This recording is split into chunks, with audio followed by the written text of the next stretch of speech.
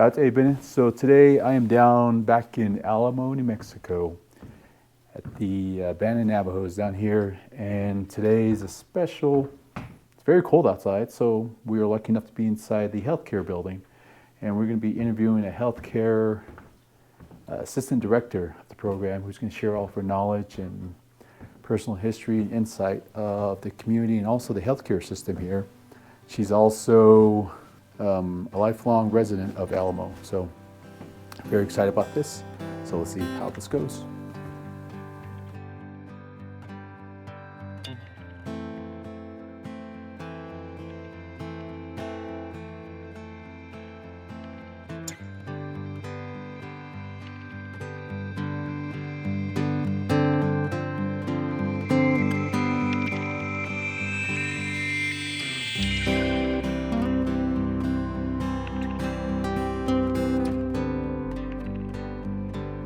I know you're probably listening. And the camera's correct. All right, All right. yeah, appreciate you come for me to come out here, invite me to your office. So Welcome. thank you. Natalie Pino. I'm from Alamo, lifelong resident. I don't plan on leaving Alamo anytime soon. But my plans are Ki'ani Shlon, Chishabashichin, Tkopai Dashache, and Twitich Dashanana. Whoa.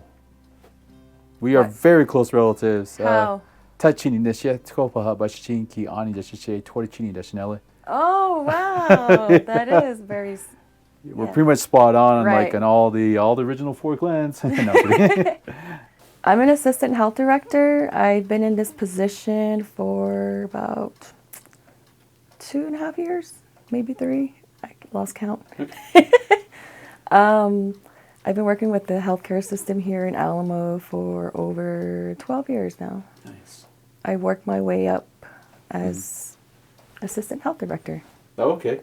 Nice. And what was your starting position here? My starting position was being a patient benefits coordinator. Mm-hmm. I did that for about 6-7 years. Mm-hmm. And then again, I got my degree, so I became a health system specialist, supervising, first-time supervisor. Mm-hmm. That was pretty fun. That was a lot of fun being a health system specialist. Nice. Also, did that for about 2 or 3 years. Mm-hmm. Got my master's degree.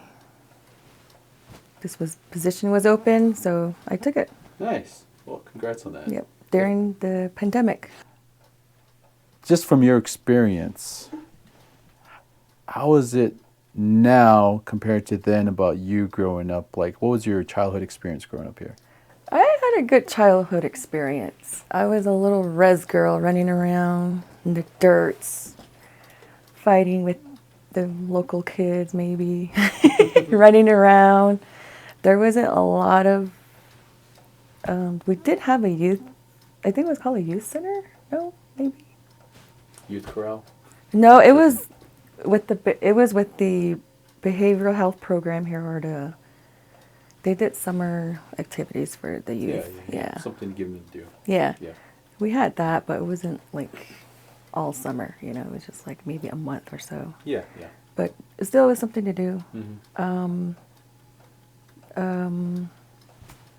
Yeah, just a little res girl running around. Nice. I mean, I grew up in a good home. Mm-hmm. My parents were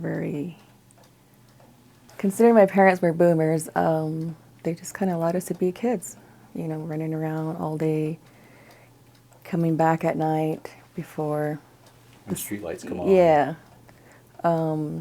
You'll hear parents calling out for their kids. So that's when we knew it's It was time. your turn. Yeah, it was time to go home, because soon my mom would be standing outside yelling for all of us. I grew up closely with my 2 older brothers, Mm-hmm. and then I'm the youngest. Oh, okay. So Youngest of how many kids? 6. 6 kids. Okay. Yeah. Considering I live here at the housing area, Mm-hmm. there's a bunch of us kids who got together and just played Mm-hmm. sports, football, softball, basketball. Mm-hmm. Yeah, just your typical res girl. Nice.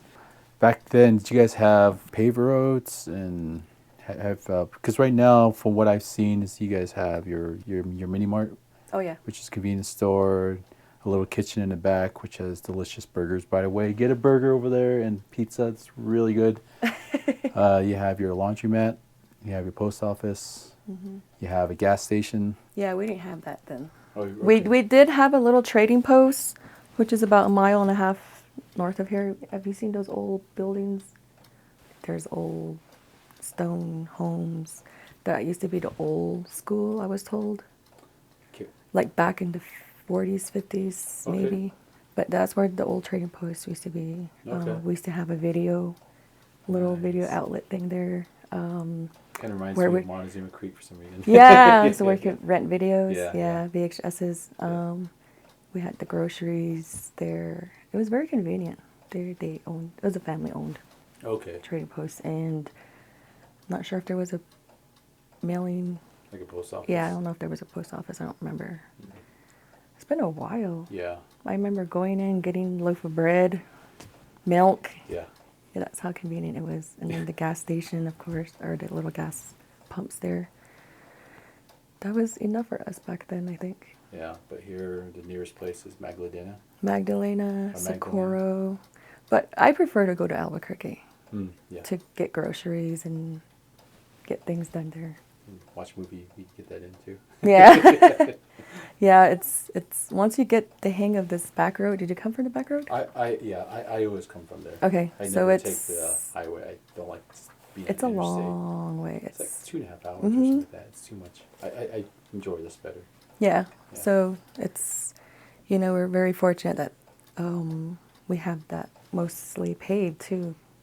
It's better than a washboard road, and then you see bolts Exactly. flying out of your Mhm. vehicle. Yeah, because I think it was 2003. I went because I was doing my exploring in this area. Then I came up this way. I said, "Oh, Alamo and Abandoned Navajos." Never knew that.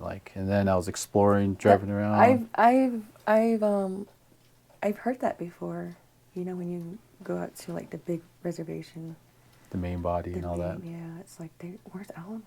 I don't even know where Alamo is. I'm like, really? Yeah, don't you talk to your elders? Like, Yeah. I don't know anything about the Western Navajo, so I guess. And if you don't know anything about Western Navajos, watch our channel. But yeah, my family, my Pino side, has a little settlement down here, the east of us, about 4 miles down. So we used to have our annual Pino reunions there, but since the pandemic, I think it's kind of. Keeping a distance. And then my aunts and uncles from here are getting older. They're getting older, and we lost some. Yeah. Like my dad. Yeah, but you lost both your parents. Yes. And then also you lost your brother during the pandemic. That was coming up on 5-year anniversary. Yep. April and May. And then with the community. We lost a lot. A lot? A lot of people. Like, was it a high percentage? I don't even remember. It was like, it's high. Oh, okay. Wow. And it's a small community, too. Yeah, everyone knows everyone. Yeah. We all know each other, and,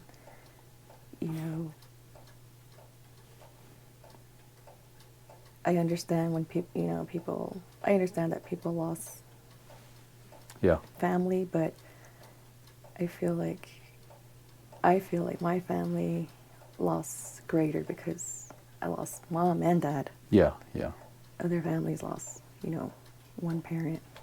Oh, okay, yeah. So it's difficult. It was very challenging the first few years. Mm-hmm. And then I took in my brother's kids, my niece and my nephew. With your dad, what was his career like? My dad had his career span is pretty wide. I remember he used to work for the BIA in Fort Wingate. Yeah. And also Magdalena when they were boarding schools. Oh, okay. When Magdalena had boarding school. Mm-hmm. So he worked there. Not exactly sure, but I think he worked in the dorms. Okay. Taking care of students. Yeah. Mm-hmm. and he was a bus driver in Fort Wingate. And actually, he graduated from UNM Gallup Mm. back in the 80s. Mm. So that kind of broadened his horizon for more careers. And then he worked here in Wingate. He worked in Wingate during the week. Weekends, he worked here as an EMT. On call. Yeah. Mm. So I really never really got to see my dad because he was always working or, you know, taking classes, traveling. So, yeah, same with my mom. Growing up, it was kind of not really remember them home a lot because my mom was also in school during the summers. So, I mean,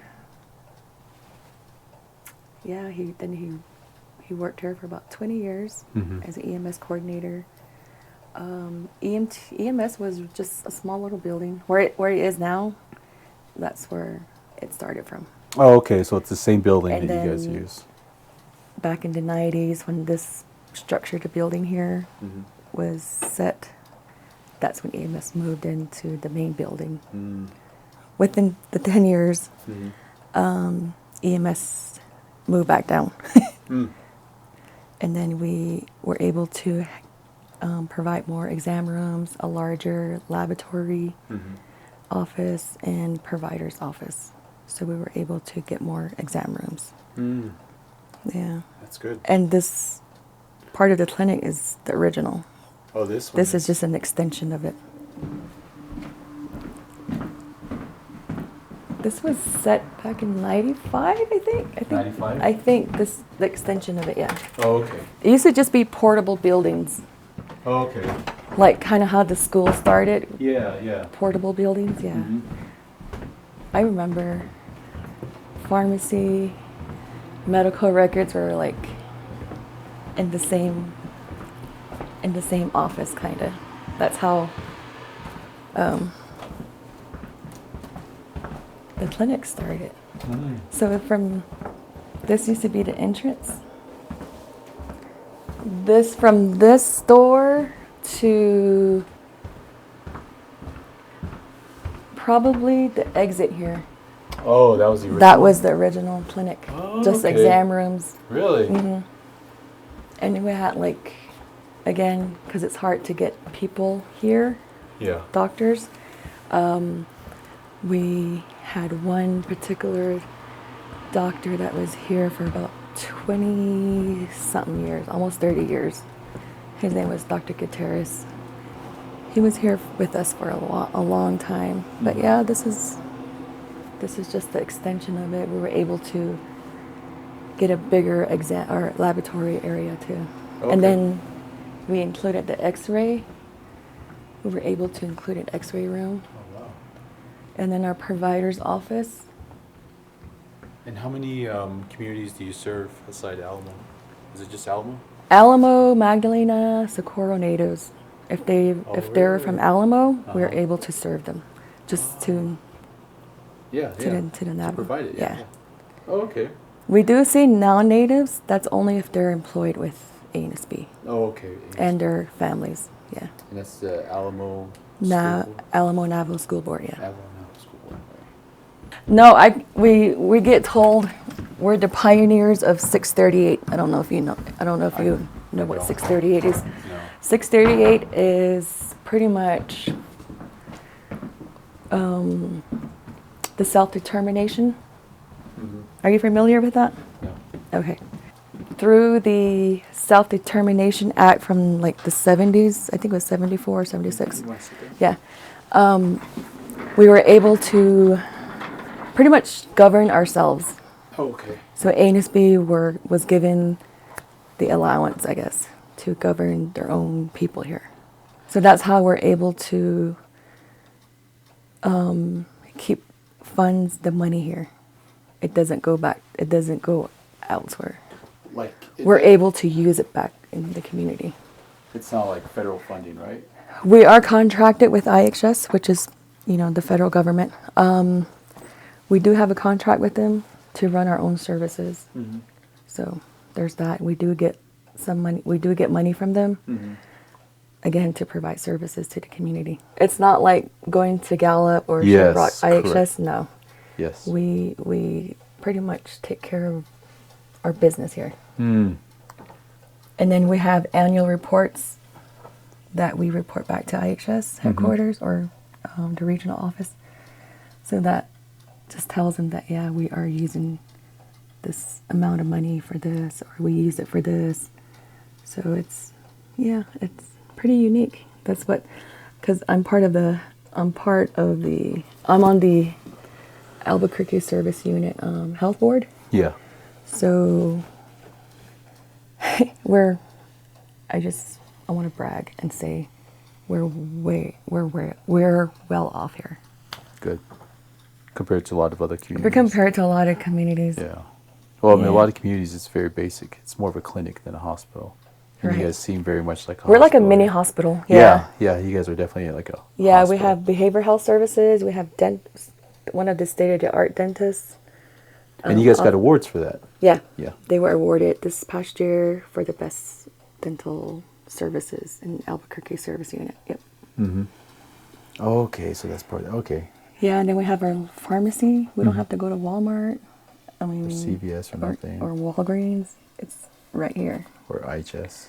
Yeah, if we don't have it, we'll order it. Yeah. Yep. Interesting. That's cool. That's really good. That's Alamo is very fortunate to have a health services, a health center here, and especially the wellness center. You know, Yeah. that was intended for people to,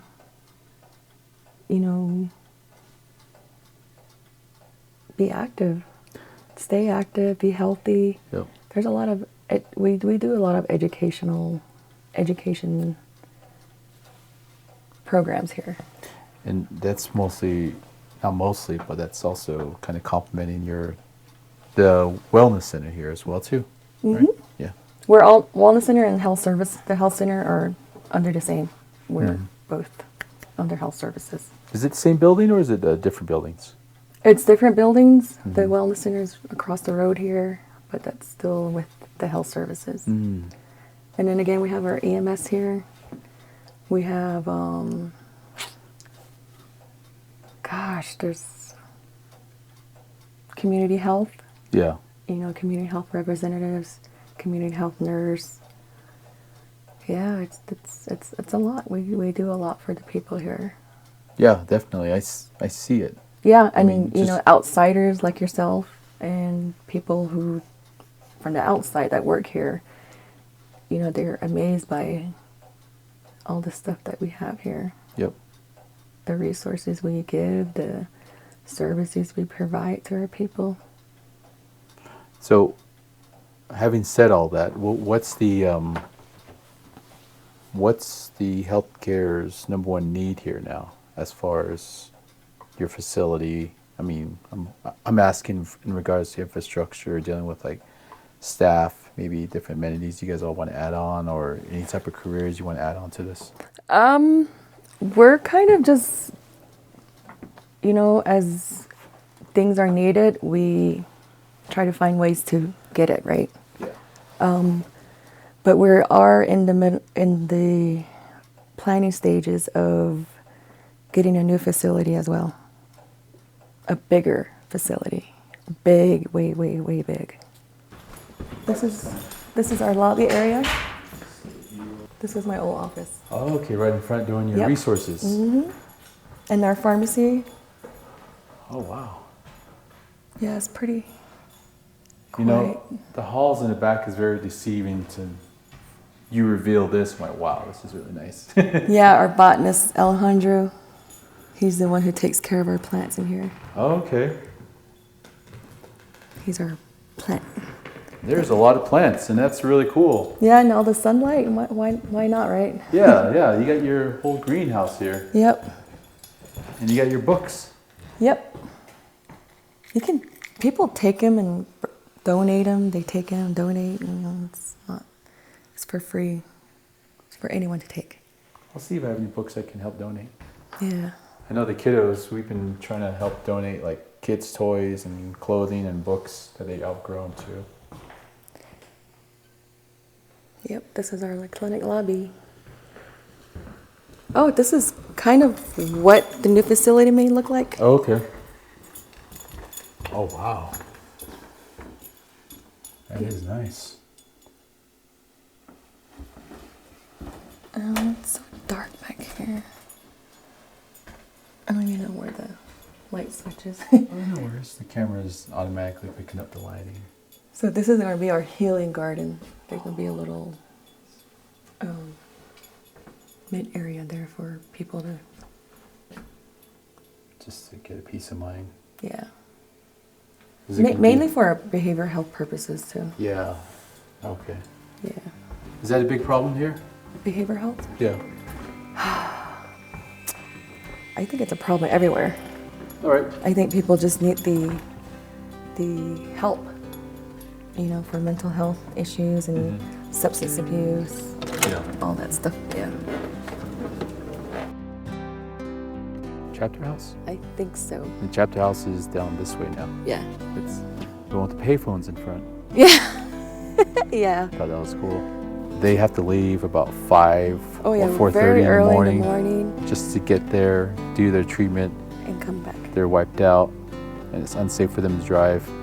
So that's why you guys provide transportation, Yes. so they can safely come home and safely go up there.